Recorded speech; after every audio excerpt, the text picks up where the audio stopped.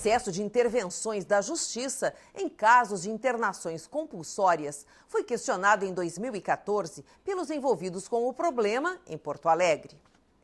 Poder Judiciário e profissionais da área da saúde pública criaram um grupo de trabalho para tentar organizar melhor o sistema de atendimento nas emergências psiquiátricas.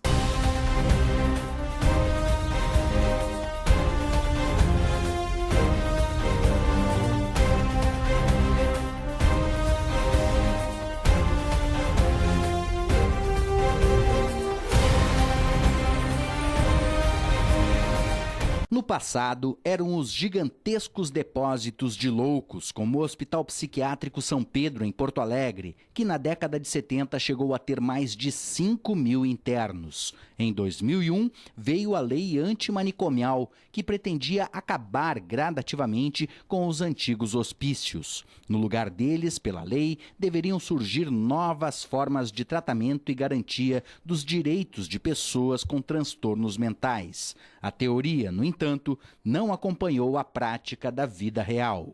À medida em que fossem minguando ou sendo extintas as vagas e os leitos em hospitais psiquiátricos, em hospitais gerais, a rede de atenção psicossocial deveria ser ampliada. O que houve no Brasil? As vagas em hospitais gerais psiquiátricos para os casos de internação compulsória foram sendo extintas e a rede de atenção em saúde mental não foi sendo ampliada na mesma velocidade. E nós tivemos, nesse meio tempo, uma epidemia, ainda estamos tendo, de crack, por exemplo. Então, a demanda é muito grande para um serviço que é ainda muito insuficiente. Na verdade, essa rede de atenção psicossocial apresenta muitos furos. E isso nós também devemos ver e verificar. Sabemos que é uma dificuldade, porque é algo que demanda recursos públicos e uma política pública, mas não me parece que seja possível uma política de simples abandono das pessoas nessa situação. Eu diria que uma política de omissão e de abandono talvez seja até uma situação pior do que a política anterior que foi criticada. O que ocorre é que a lei chamada de antimanicomial anarquizou o sistema. Passa a hora dela ser reavaliada, porque se tomou como bandeira a diminuição do número de leitos hospitalares e existem certas patologias que em algum momento têm que ser tratado em leito hospitalar. No vácuo do sistema, surgiram as comunidades terapêuticas que são muito úteis para determinados casos, mas não para todos. E elas, pelo vácuo do sistema, estão sendo obrigadas a atender todos os casos, mesmo aqueles para os quais elas não foram desenhadas. Nas emergências psiquiátricas da rede de saúde pública de Porto Alegre, os transtornos mentais dos pacientes geralmente são causados por 2 problemas: o crack e o álcool.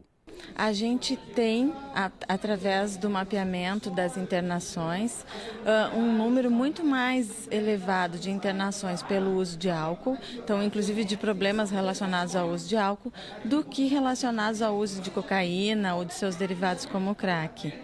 Álcool é a droga mais usada no Brasil, é a grande responsável pelos índices de violência, é grande responsável pelos acidentes de trabalho, acidentes de trânsito, enquanto o crack é usado por 0,8% da população, 0,8% da população, álcool é problema para 15% da população.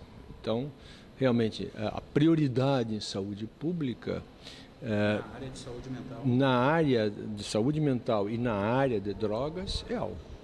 Mas, seja por drogas ou por qualquer outra causa, o fato é que o atendimento na rede pública de Porto Alegre, na área da saúde mental, tem sofrido com problemas que acabam envolvendo a justiça. Uma das principais dificuldades é em relação às internações compulsórias, aquelas realizadas contra a vontade do paciente, por determinação de um juiz. Diariamente, familiares de pacientes com transtornos mentais que não conseguem atendimento ou vagas para internação têm apelado diretamente ao judiciário. E, normalmente, a porta de entrada para este apelo tem sido esta, a do plantão do Fórum Central. O grande problema é que muitas vezes esse indivíduo ele recebe a indicação de internação e o gestor não disponibiliza o leito psiquiátrico.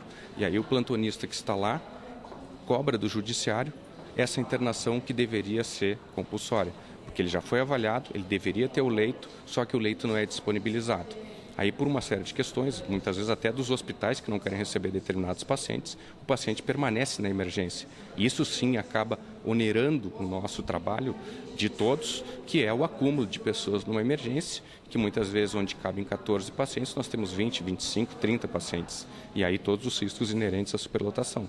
O judiciário não pode criar clínicas psiquiátricas, não pode tratar doentes mentais, porque isso não é uma função judicial. Agora, os problemas de insolubilidade chegam à mesa do juiz. Então, chega-se lá a situação de uma pessoa com problemas de saúde mental, numa situação de completo abandono, e vem o requerimento ao Ministério Público, ou da Defensoria, ou mesmo de parentes que não têm condições de arcar com os custos que isso demanda, e o juiz fica numa situação muito difícil, porque ele não tem uma rede de proteção adequada onde colocar essas pessoas. Dados da Secretaria Estadual de Saúde mostram que no ano passado a área de saúde mental foi responsável por 40 mil internações no Rio Grande do Sul. Estimativas do Poder Judiciário indicam que, por ano, são determinadas pelo menos 2.000 internações compulsórias, somente na rede pública da capital gaúcha.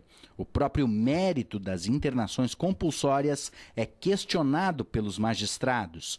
Este juiz cita uma pesquisa de uma universidade de São Paulo, que mostra que só 2% dos pacientes internados compulsoriamente se recuperam. Já esta juíza conta que teve em suas mãos o caso de um paciente psiquiátrico que já foi para o hospital contra a vontade por 24 vezes. Os médicos, no entanto, defendem a alternativa. E o lobo frontal é onde mora o juízo crítico, o bom senso, a razão. Então, em casos extremados, né, você esperar que um paciente sem praticamente lobo frontal venha a ter bom senso, juízo crítico, é desconhecer a anatomia. Para esses pacientes, em casos graves, está indicada, sim, a internação involuntária ou, quando o juiz manda, a compulsória. Ambas contra a vontade do paciente, a favor de protegê-lo e a sociedade da doença dele. A internação compulsória é uma solução quando nós não temos uma solução melhor, né? Seja do ponto de vista médico, mas principalmente social, né? Porque assim, com o sistema de saúde funcionando de uma maneira mais articulada, né? E também dando conta de demandas sociais, né? que muitas vezes estão por trás dessas internações, elas provavelmente não seriam tão necessárias. Esta audiência pública realizada recentemente, organizada pela Comissão de Direitos Humanos do Tribunal de Justiça, buscou discutir uma solução para o problema do excesso de intervenções do judiciário na área. Uma das possibilidades levantadas foi de se mover uma ação civil pública contra os poderes executivos municipal e estadual, para obrigá-los a tomar medidas no sentido de organizar melhor o sistema. Se essa intervenção continuar sendo tão intensa, aí necessitamos de uma ação que imponha a estruturação dos planos de saúde, de recepção dessas situações. Inclusive com a possibilidade de combinação de multa ao Poder Executivo, né, ou às instâncias do Poder Executivo que não cumprirem a determinação judicial. Por isso que ela se torna coercitiva e por isso mesmo que a gente evita esse tipo de instrumento, né, na medida do possível, mas se ele for necessário, também pode ser utilizado. Foram mais de 3 horas e meia de debates que resultaram em um acordo que descarta, por enquanto, o uso de uma ação contra os poderes executivos. Um método de organização para este tipo de dificuldade, já testado e aprovado em problemas de repasse de medicamentos pelo poder público, foi uma das alternativas discutidas. No início dá um pouco mais de trabalho, mas depois a gente vê que o resultado, não só para a sociedade, como também para o nosso trabalho diário, vou dizer, é muito grande. É em torno de 60% a 80% consegue se resolver o problema na esfera, vamos dizer, extrajudicial e com qualidade, que eu acho que é o objetivo de todos, não é uma questão de judicialização, é uma questão de qualidade do atendimento, que eu acho que é o prioritário de tudo. Para dar suporte à continuidade da organização do sistema, foi criado um grupo de trabalho com todos os envolvidos na questão. Formado pelos representantes que aqui estavam, né, do Poder Judiciário, do Ministério Público, das Secretarias de Saúde Municipal e Estadual, dos representantes da área de emergência e psiquiatria e defensoria, para que possamos juntos formar uma ação de planejamento e fortalecimento da rede de apoio psicossocial, psiquiátrica, com o apoio dos operadores de direito para se ter resultados que independam da intervenção judicial tamanha como está.